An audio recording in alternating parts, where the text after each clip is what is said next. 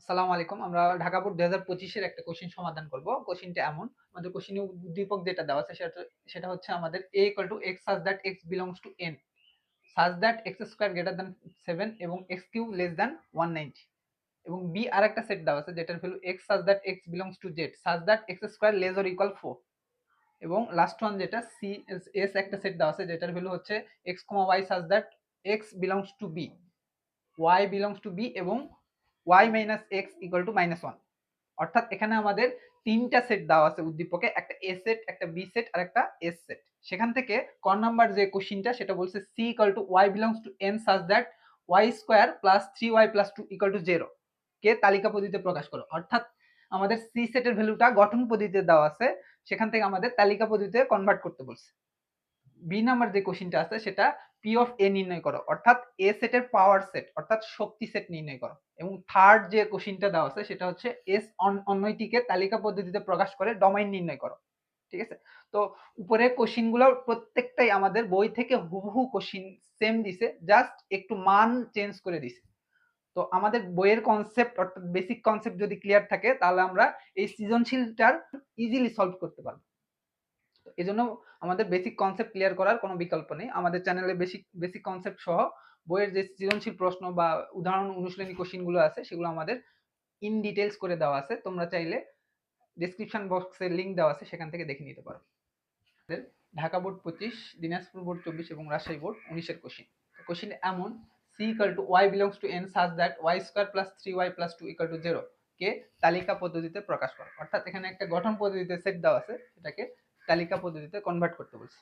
অর্থাৎ এখানে একটা কন্ডিশন দেওয়া আছে, এই কন্ডিশনের উপর বেস করে আমাদের তালিকা পদ্ধতি অর্থাৎ আমাদের বিভিন্ন উপাদানে সেটটাকে কনভার্ট করতে হবে। ঠিক আছে, তো কন্ডিশন এমন দিছে y belongs to n, অর্থাৎ y এর ভ্যালু কি হবে, ন্যাচারাল নাম্বার হবে, অর্থাৎ স্বাভাবিক সংখ্যা হবে। এরপরে আরেকটা কন্ডিশন দিছে, সেখান থেকে আমাদের তোমার y এর ভ্যালুগুলো বের করতে হবে ক্যালকুলেশন করে। ফার্স্ট যে কন্ডিশনটা আছে y বিলংস টু n, এটা নিয়ে আগে আমরা কাজ করি। অর্থাৎ y এর ভ্যালু আমাদের যেহেতু স্বাভাবিক সংখ্যা বলছে, তাহলে স্বাভাবিক সংখ্যা কোনগুলো এগুলো এট ফার্স্ট ডিফাইন করে ফেলি। তাহলে স্বাভাবিক সংখ্যা, তাহলে স্বাভাবিক সংখ্যার সেট কোনগুলো, স্বাভাবিক সংখ্যার সেট সেগুলোই যেগুলো জিরোর পরের সকল ধনাত্মক অখণ্ড সংখ্যা।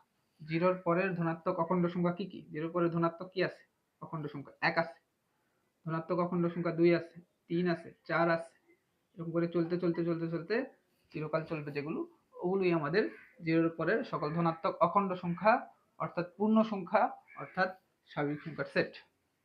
তাহলে সি সেটের ভ্যালুগুলো আমাদের স্বাভাবিক সংখ্যার সেট হইতে হবে এট ফার্স্ট। তারপরে আর কি হইতে হবে, এই স্ট্রাকচার থেকে এট ফার্স্ট আমাদের ওয়াই এর ভ্যালু বের করতে হবে। এই কন্ডিশন থেকে এট ফার্স্ট ওয়াই এর ভ্যালু বের করব, বের করে চেক করে দেখব যে স্বাভাবিক সংখ্যার অন্তর্ভুক্ত হচ্ছে কিনা। যদি এই কন্ডিশন থেকে ওয়াই এর ভ্যালু বের করে স্বাভাবিক সংখ্যার অন্তর্ভুক্ত হয়, সেক্ষেত্রে আমরা ওই ভ্যালুগুলোকে প্রাপ্ত সেটের ভ্যালু হিসেবে গণ্য করব, আদারওয়াইজ গণ্য করব না। আমাদের এই কন্ডিশন থেকে এট ফার্স্ট ওয়াই এর ভ্যালু বের করি। কন্ডিশনটা এরকম দিছে তোমার Y square plus 3y plus 2 equal to 0। দেখো তো খেয়াল করে এই ইকুয়েশনটা আমাদের কি ফরম্যাটে আছে, এই ইকুয়েশনটা আমাদের মিডল টার্ম অর্থাৎ উৎপাদক বিশ্লেষণ ফরম্যাটে আছে। মিডল টার্ম কিভাবে করা যায়, কোন ফরম্যাটে থাকলে মিডল টার্ম করা যায়, a x to the power 2n plus b x to the power n plus c equal to 0, এই ফরম্যাটে থাকলে আমাদের মিডল টার্ম করা যায়। তাহলে দেখো x এর পরিবর্তে কি আছে, ভ্যারিয়েবল y আছে, y এর ভ্যালু কত আছে 2n, অর্থাৎ এখানে দ্বিগুণ ভ্যালু থাকবে, এইটার পাওয়ার থেকে এটার পাওয়ার দ্বিগুণ আকারে থাকবে। দেখো তো এটার পাওয়ার কত 1, এটার পাওয়ার দ্বিগুণ আছে না, এটার পাওয়ার থেকে এটার পাওয়ার দ্বিগুণ, অর্থাৎ ax to the power 2n plus bx to the power n plus c equal to 0। এই ফরম্যাটে যদি থাকে সেক্ষেত্রে আমরা মিডল টার্ম করব, অর্থাৎ এটা মিডল টার্ম ফরম্যাটে আছে, অর্থাৎ উৎপাদকে বিশ্লেষণ আমরা করব। এখান থেকে মধ্যের টার্মটা ভেঙে দিব। দেখো ওয়াই স্কোয়ার প্লাস মধ্যের টার্মটা ভাঙলে কত আসতেছে 2y plus Y plus 2 equal to 0 লেখা যাচ্ছে। এখন আসো এই দুটো টার্ম থেকে কি কমন যায়, y কমন যায়, এখান থেকে y চলে গেলে থাকে কত y, এখান থেকে y চলে গেলে থাকে 2, এই দুটো টার্ম থেকে কি কমন যায় 1 কমন যায়, থাকে কি এখান থেকে 1 কমন গেলে y থাকে, এখান থেকে 1 কমন গেলে 2 থাকে। এখন আসো এরপরে এই টার্ম থেকে কি কমন যায়, ওয়াই প্লাস টু কমন যায়। এখান থেকে ওয়াই প্লাস টু চলে গেলে থাকে কি ওয়াই, এখান থেকে ওয়াই প্লাস টু চলে গেলে থাকে কি ওয়ান। আমাদের লাগবে কিসের ভ্যালু, ওয়াই এর ভ্যালু লাগবে। তাহলে এখান থেকে দেখো এই দুটা ইনটু আকারে আছে, আবার ইকুয়াল টু জিরো আছে। তাহলে আমরা এখান থেকে সহগ সমীকৃত করে ওয়াই এর মান বের করব। তাহলে সহগ সমীকৃত শর্ত অনুযায়ী Y plus two equal to কি লেখা যাবে, এখান থেকে জিরো। এখান থেকে ওয়াই ইকুয়াল টু কত, মাইনাস টু। এখান থেকে Y plus one equal to zero লেখা যাবে। ওয়াই ইকুয়াল টু তোমার কত লেখা যাচ্ছে এখানে, প্লাস ওয়ান এর পরে গেলে মাইনাস ওয়ান। তাহলে এখান থেকে আমাদের ওয়াই এর ভ্যালু কয়টা আসছে, দুইটা, একটা মাইনাস টু একটা মাইনাস ওয়ান। ওয়াই এর value minus two minus one. এখন আসো আমাদের কন্ডিশন কি ছিল, স্বাভাবিক সংখ্যা হইতে হবে ওয়াই এর ভ্যালু। ওয়াই এর value minus two minus one আসছে, যেটা স্বাভাবিক সংখ্যার অন্তর্ভুক্ত। এখানে মাইনাস টু মাইনাস ওয়ান আছে না। স্বাভাবিক সংখ্যা কোনগুলো, জিরোর পরে সকল ধনাত্মক অখণ্ড সংখ্যা। আসছে কি ঋণাত্মক অখণ্ড সংখ্যা। তাহলে এটা স্বাভাবিক সংখ্যার সেটের মধ্যে পড়তেছে না। এখান থেকে আমরা লিখতে পারি ওয়াই ইকুয়াল টু এত, যা স্বাভাবিক সংখ্যা নয়, সংখ্যা নয়। তাহলে আসো আমাদের প্রাপ্ত সেটের ভ্যালু তো কিছুই নাই, তাহলে আমরা অ্যান্সার হিসেবে কি লিখতে পারবো, ফাঁকা সেট লিখতে পারবো। তাহলে এখান থেকে আমরা লিখতে পারি অতএব নির্ণয় সেট সি ইকুয়াল টু ফাঁকা সেট। এভাবে আমাদের বোর্ড কোশ্চেনটা সলভ করতে হবে। পর্যায়ে আমরা সৃজনশীলের খ নাম্বার কোশ্চেনের সমাধান করব। কোশ্চেনটা এমন, পি অফ এ নির্ণয় করা, অর্থাৎ এ সেটের শক্তি সেট নির্ণয় করতে বলছে। শক্তি সেট নির্ণয়ের ক্ষেত্রে আমরা কি করতে পারি, শক্তি সেট নির্ণয় করতে ক্ষেত্রে আমরা এ সেটটা যেটা আছে এ সেটের উপসেট নির্ণয় করব, এবং ওই উপসেটগুলোকে সেকেন্ড ব্র্যাকেট দ্বারা ডিফাইন করলে এ সেটের শক্তি সেট নির্ণয় হবে। আরেকবার রিক্যাপ করতেছি, এ সেটের উপসেট নির্ণয় করে ওই উপসেটগুলোকে সেকেন্ড ব্র্যাকেট দ্বারা ডিফাইন করলে এ সেটের পাওয়ার সেট অর্থাৎ শক্তি সেট নির্ণয় হয়ে যাবে। এ সেটটা কি দেওয়া আছে আমরা দেখি তো উদ্দীপকে।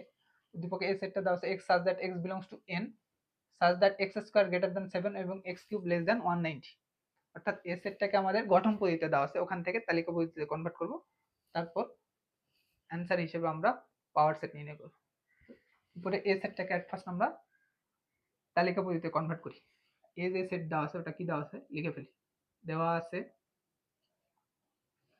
a equal to x such that x belongs to n such that x square greater than 7 এবং x cube less than 180।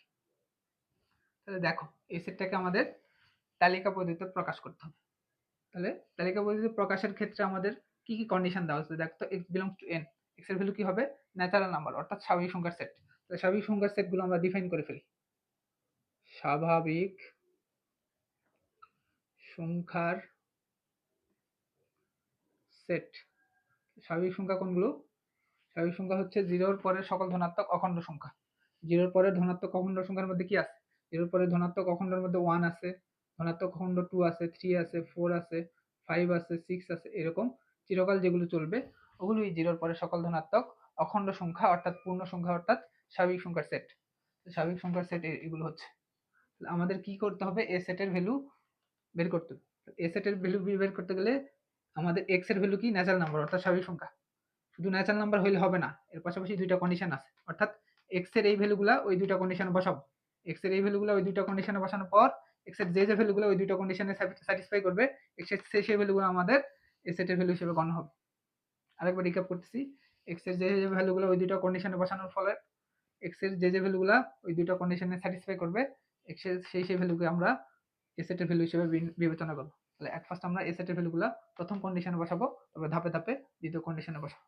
হ্যাঁ, এক্স এর ভ্যালু প্রথম কন্ডিশনে বসাই দেখি।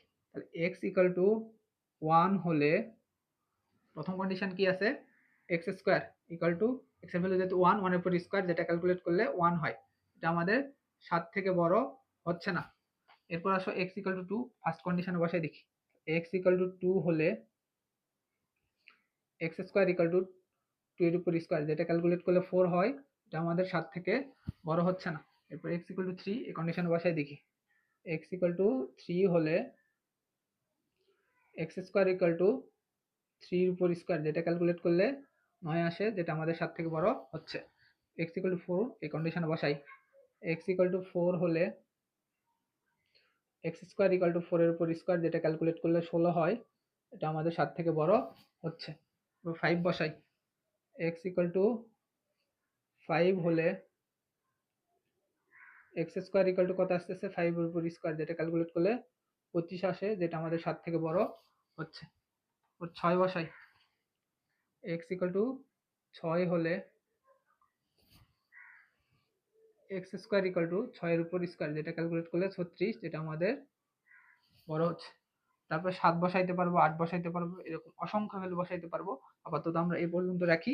তারপর x এর এই ভ্যালুগুলা সেকেন্ড কন্ডিশনে বসাই দেখি যে স্যাটিসফাই করতেছে কিনা। x এর এই ভ্যালুগুলা সেকেন্ড কন্ডিশনে বসাই দেখি যে স্যাটিসফাই করতেছে কিনা। তাহলে x ইকুয়াল টু 1 সেকেন্ড কন্ডিশনে বসাই এবং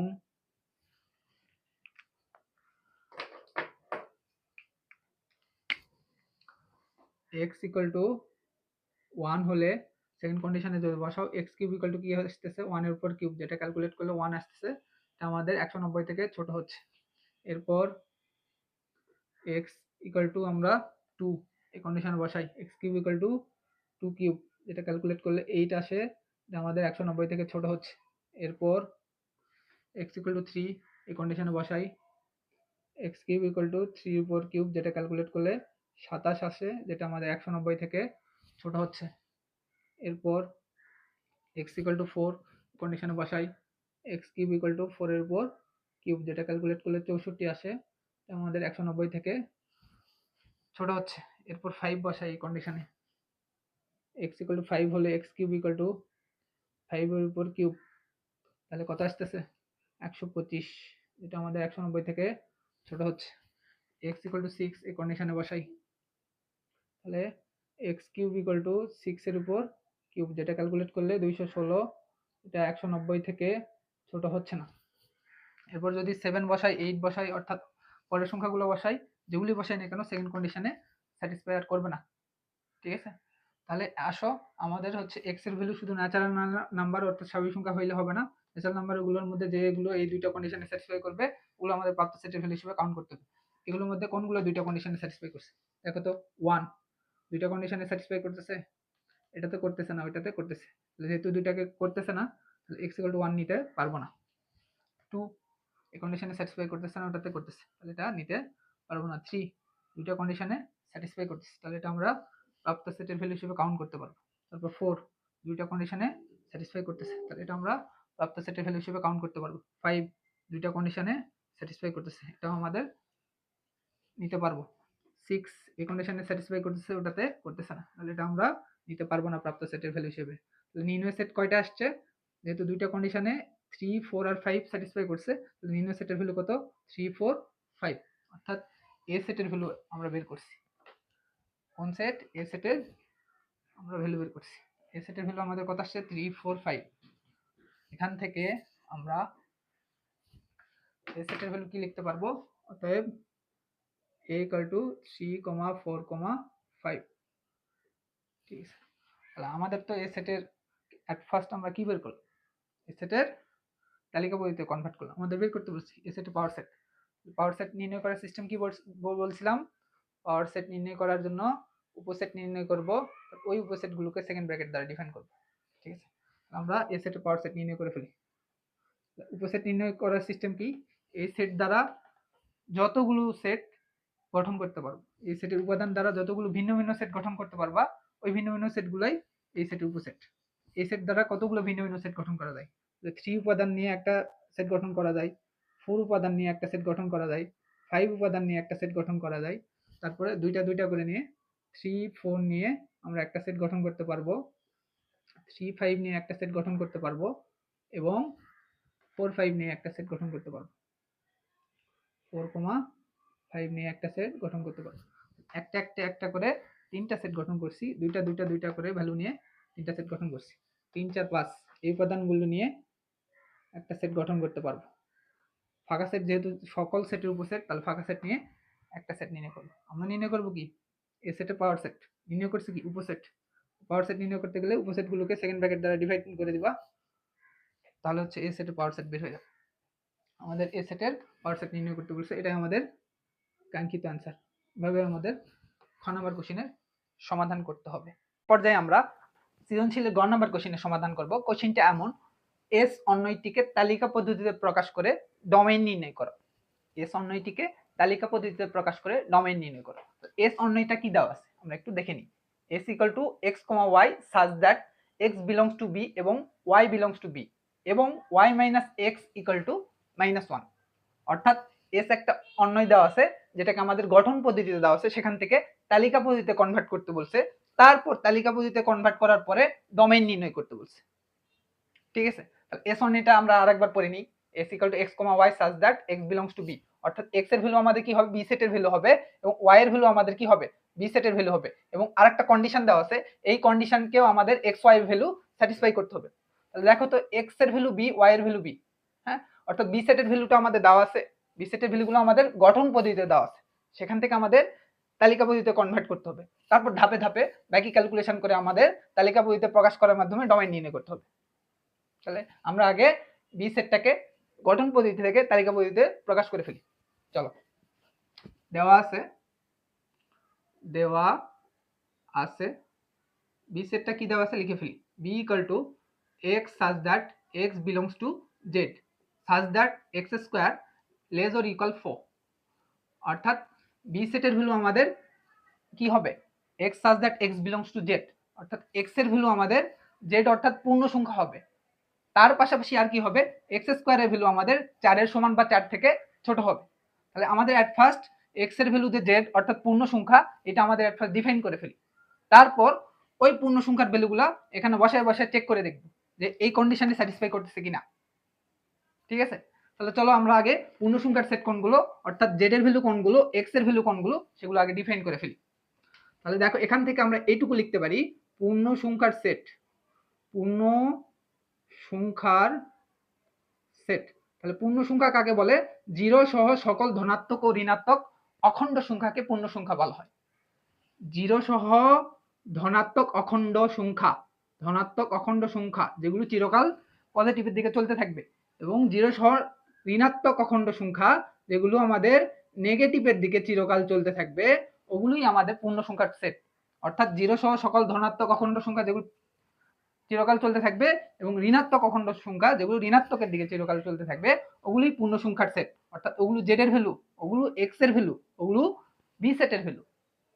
এরপর আমরা কি করব, শুধু তো আমাদের বি সেটের ভ্যালু পূর্ণ সংখ্যা হইলে হবে না, এর পাশাপাশি কি হইতে হবে, এক্স স্কোয়ারের ভ্যালু আমাদের লেস অর ইকুয়াল 4 হইতে হবে। অর্থাৎ এক্স এর এই ভ্যালুগুলা আমরা ওই কন্ডিশনে বসাই দেখব, এক্স এর এই ভ্যালুগুলো ওই কন্ডিশনে স্যাটিসফাই যেগুলো করবে, ওগুলোই আমাদের প্রাপ্ত সেটের ভ্যালু হিসেবে গণ্য করব।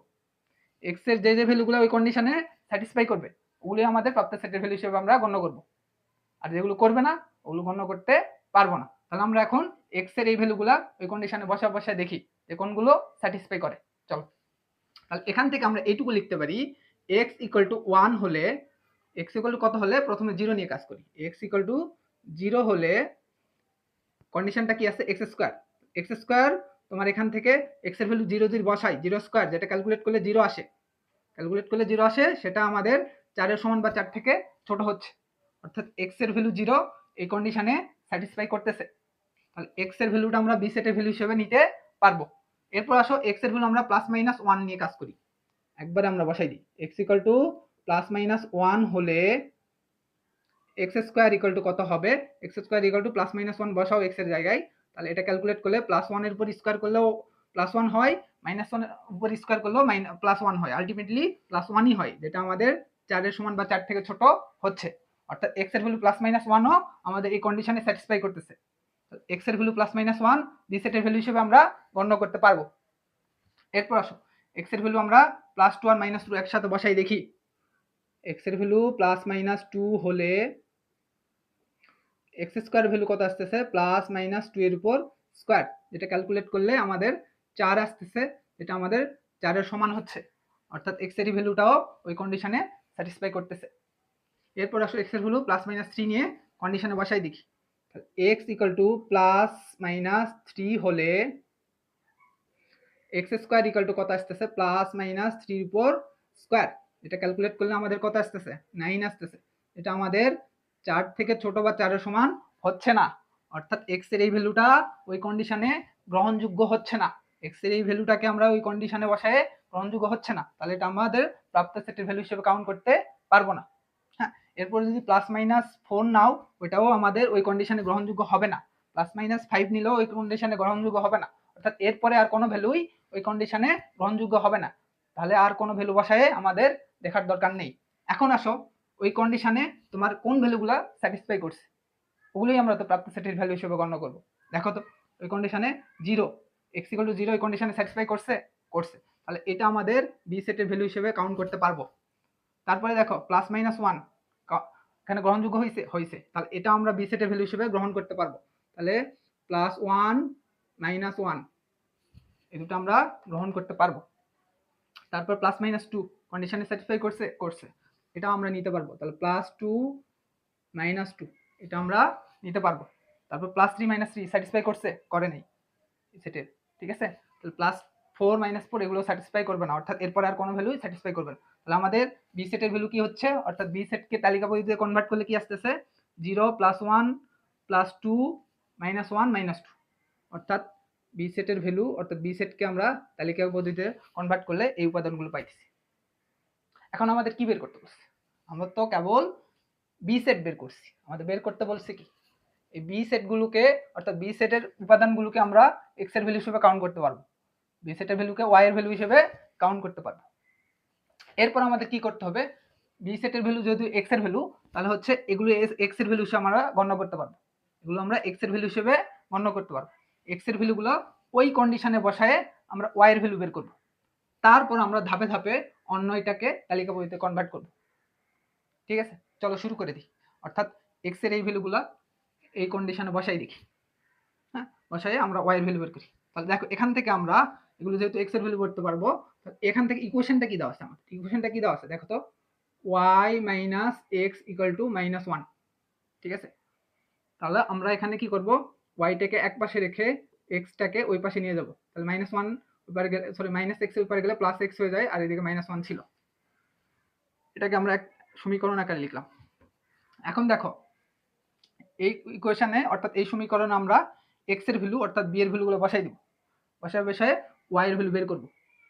এই ইকুয়েশনে x এর ভ্যালু অর্থাৎ b এর ভ্যালু বসায় y এর ভ্যালু বের করব, ঠিক আছে। এখান থেকে আমরা লিখব x এর, এখান থেকে আমরা লিখতে পারবো x belongs to b এর মানের জন্য y এর মান নির্ণয় করি।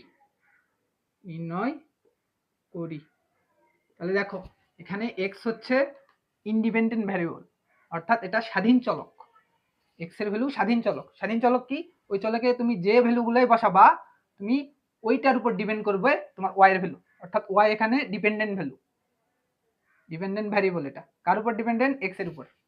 তাহলে আমরা x এর ভ্যালু অর্থাৎ b এর ভ্যালুগুলা ওখানে বসায় y এর ভ্যালু নির্ণয় করি। তাহলে b এর ভ্যালু কত আছে দেখো তো, -2। তাহলে দেখো আমরা x আর y এখানে ছকে স্থাপন করি, তাহলে -2 b এর ভ্যালু, b এর ভ্যালু যদি -2 এখানে বসাও, অর্থাৎ x এর ভ্যালু এখানে -2 যদি বসাও, তাহলে কত আসতেছে দেখো তো, y = x এর ভ্যালু আমরা -2 বসাবো, তাহলে -2 - 1 ক্যালকুলেট করলে কত আসে, -3। তাহলে x এর ভ্যালু -2 হলে y এর ভ্যালু কত আসছে, -3 আসছে, ঠিক আছে। এরপর আসো এরপর আমাদের x এর ভ্যালু -1 বসাই ওখানে, x এর ভ্যালু যদি -1 বসাও, x এর ভ্যালু -1 বসাও এখানে, তাহলে -1 - 1 ক্যালকুলেট করলে কত আসতেছে, -2। তাহলে x এর ভ্যালু -1 বসাইলে, x এর ভ্যালু -1 বসাইলে y এর ভ্যালু কত আসছে, -2 আসছে, ঠিক আছে।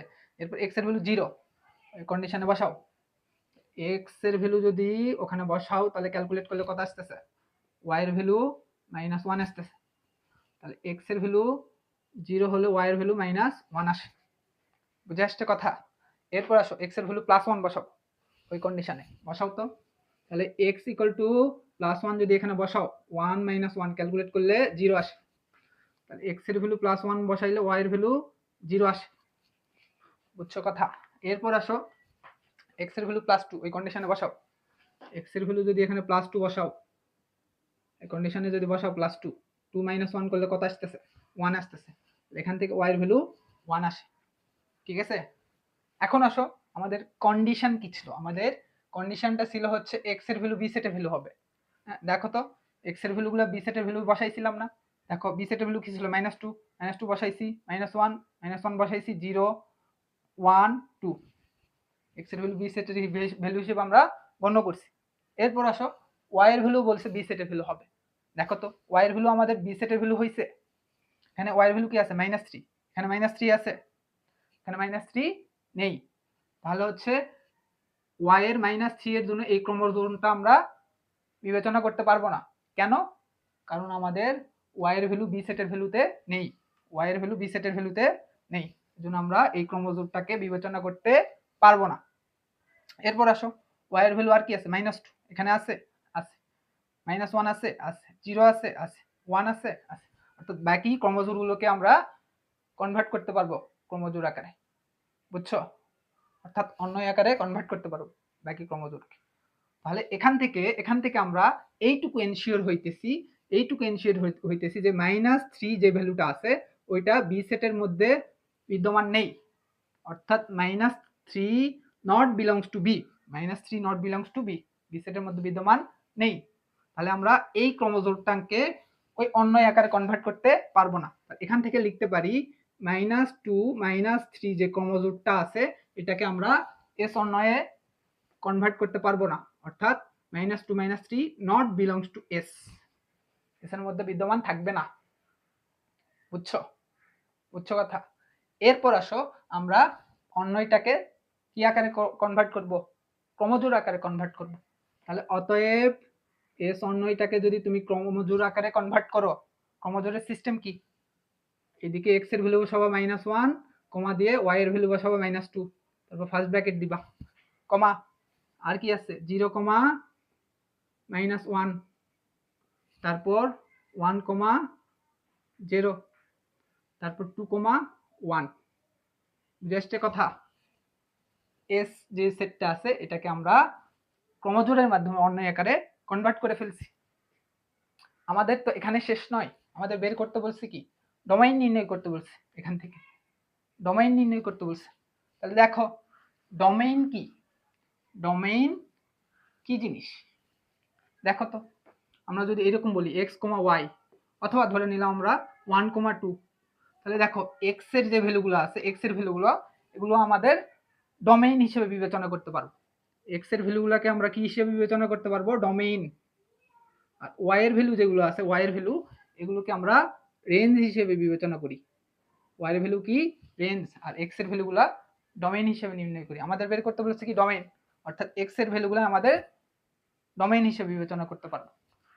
তাহলে দেখো এই ক্রমজোড় থেকে এটা x এর ভ্যালু, এটা y এর ভ্যালু, x এর ভ্যালু যেহেতু ডোমেইন, তাহলে এখানে একটা ডোমেইন কি আসতেছে -1 কমা, আরেকটা ডোমেইন 0, আরেকটা ডোমেইন 1, আরেকটা ডোমেইন 2। তাহলে দেখো এখান থেকে আমাদের ডোমেইনের ভ্যালু অর্থাৎ এস অন্যয়ে ডোমেইনগুলো কি কি আসতেছে, এস অন্যয়ে ডোমেইনগুলো আসতেছে -1 0 1 2। এভাবেই আমাদের উদ্দীপকের যে কোশ্চিনটা আছে ওই কোশ্চিনের গ নাম্বার কোশ্চিনের সমাধান করতে পারবো।